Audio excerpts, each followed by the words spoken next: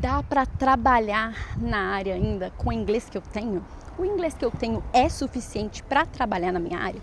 Pois bem, hoje eu estou aqui caminhando pelo Centennial Park, é um parque lindíssimo aqui em Sydney, e eu resolvi trazer esse tema para a gente poder conversar um pouquinho, porque eu sei que tem muito brasileiro que poderia estar trabalhando na área e que ainda acha que o inglês não é suficiente, então ainda tenho que melhorar mais, tenho que estudar mais, tenho que desenvolver mais, para aí sim eu buscar um emprego que eu realmente possa falar, né, em inglês e me sentir confortável em trabalhar em inglês.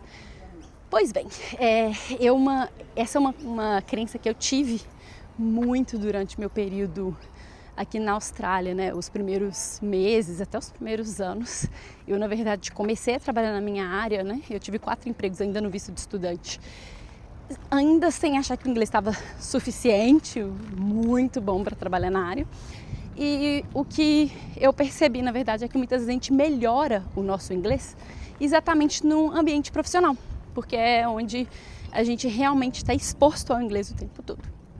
O que eu fui percebendo e que me fez mudar de ideia em relação a isso, tá? Em alguns cargos profissionais, a gente tem que ser a cara da empresa. Então, por exemplo, eu trabalhei em um restaurante, meu último emprego operacional antes de eu trabalhar na minha área, que era um restaurante meio fine dining, né? Que é aqueles restaurantes um pouquinho mais chiques. Ele não era totalmente fine dining, ele era tipo como se fosse uma transição, quase fine dining. Ele não existe mais, ficava ali em Bondi Beach. E eu lembro que um dos motivos pelo qual eu não funcionei, não deu para trabalhar ali, é porque tinha que conversar muito bem com os clientes, explicar o menu, decorar aquele menu, aquele monte de palavra e de um monte de coisa que eu não sabia o que era, né? E por conta de eu não estar indo muito bem ali com o inglês e com falar com os clientes, atender a galera, é que eles me dispensaram, inclusive. E que faz muito sentido, por quê? Eu era a cara da marca, né? Então pensa, a pessoa tá indo ali no restaurante, o serviço que eu estou promovendo, eu explicando sobre aquilo, eu explicando sobre o menu, isso é a cara do restaurante. Existem outros cargos que são assim também. Então, por exemplo, se você for uma vendedora de loja, um vendedor de loja, você é a cara da loja. Então, se você trata bem, conversa bem, apresenta as coisas, ou dá o espaço para o cliente também, né? Eles vão gostar de você e vão gostar da loja consequentemente. Se você trata mal, ou fica em cima, ou não explica, ou não, enfim, eles vão, né, achar que a loja é ruim, porque você é a cara daquele serviço.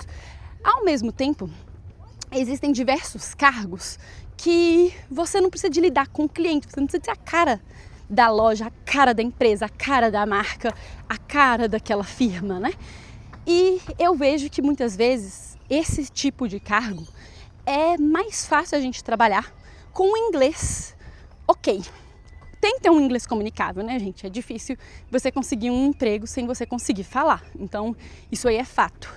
Agora, o seu nível de fluência, digo, o quanto você consegue falar fluente, assim, fácil, com uma fluidez, isso aí não é exatamente o que vai fazer você poder ou não trabalhar na sua área. Então, por exemplo, quando eu comecei a trabalhar, o meu primeiro emprego na área, sim, foi como draftsperson. Naquele cargo, Peraí, tô ajustando a câmera aqui que tô me perdendo. Naquele cargo como draftsperson, eu tinha que conversar apenas com o pessoal que estava no escritório. Então eu tinha que conversar com o meu chefe e com os meus colegas de trabalho. Era muito mais fácil do que no restaurante eu ter que atender um monte de gente. Eu ter que conversar com um monte de gente, ter que explicar um monte de coisa para um monte de gente e ser a cara do restaurante. Então era um cargo, por exemplo, que foi mais fácil para mim com o inglês que eu tinha. Se eu estava falando assim, ou se eu estivesse falando assim, não muda nada. O meu nível de fluência não muda. Eu preciso de conseguir me comunicar. Algumas coisas, um emprego profissional, né, principalmente quando você trabalha no escritório, tem ali à sua disposição um computador e tudo, eles podem facilitar quando seu inglês é muito bom. Por exemplo, Se eu estivesse em um restaurante e um cliente me pediu uma coisa, me fez uma pergunta, eu não entendi o que ele quis dizer, eu tinha automaticamente que chamar uma outra pessoa para poder me ajudar. Aconteceu algumas vezes, tá? Eu lembro isso no meu primeiro emprego aqui. Eu ainda era runner, que era a pessoa que corre comida, corre bebida nas mesas. Eu não era nem garçonete ainda. E eu lembro de me pedirem, por exemplo, água, sal, e eu não entender. Mesmo sendo palavras básicas, né? Por conta do sotaque, por conta do nervosismo e tudo, por eles falarem rápido, né? Eu não consegui pegar essas coisas. E aí eu tive que chamar outra pessoa para ele atender, o que é meio ridículo, né? Imagina a pessoa, você poderia me ver um pouquinho de sal? E eu, peraí, vou chamar o garçom. Tipo assim, porra, vai lá e pega o sal. Mas tudo bem. Já no emprego que você trabalha no escritório, que você tem um computador à sua disposição, às vezes quando você não entende 100% uma coisa, você tem à sua disposição a internet, você tem à sua disposição um chat GPT, né, um Google, e isso pode ajudar muitas vezes.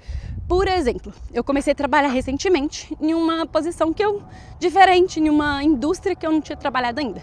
Eu sou formada em engenharia civil, mas aqui na Austrália eu nunca trabalhei efetivamente com civil, com infraestrutura, né? Eu sempre trabalhei com prédios comerciais, hospitais e coisas nesse sentido. Aqui na Austrália tem uma divisão muito clara em relação a isso. Então, o vocabulário de engenharia civil, apesar de eu ter aprendido em português, eu não sei inglês. Eu estou aprendendo agora. Comecei a aprender um pouco antes de eu entrar no mercado. Comecei a aprender um pouco fazendo o estudo de mercado para poder fazer a aplicação para minha vaga, né? A vaga que eu estou atualmente.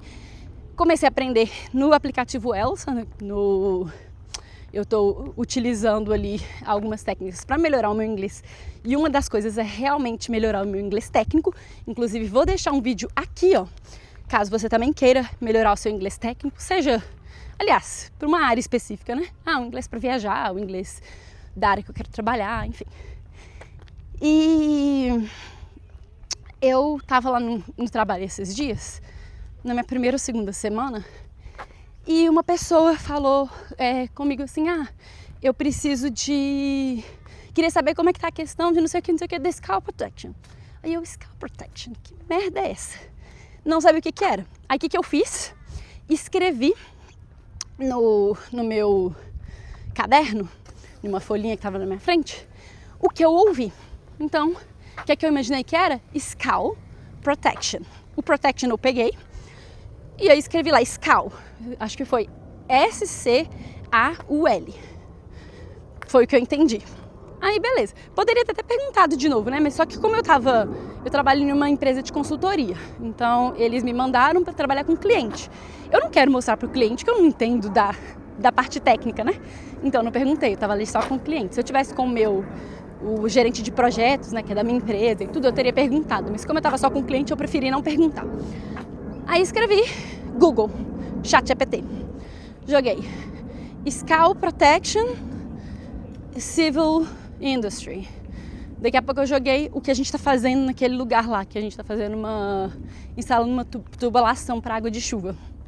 Assim que eu joguei isso, só de jogar alguma coisa do contexto, já apareceu a palavra certa. Não era Scalp, não tinha A-U-L, era O-U-R.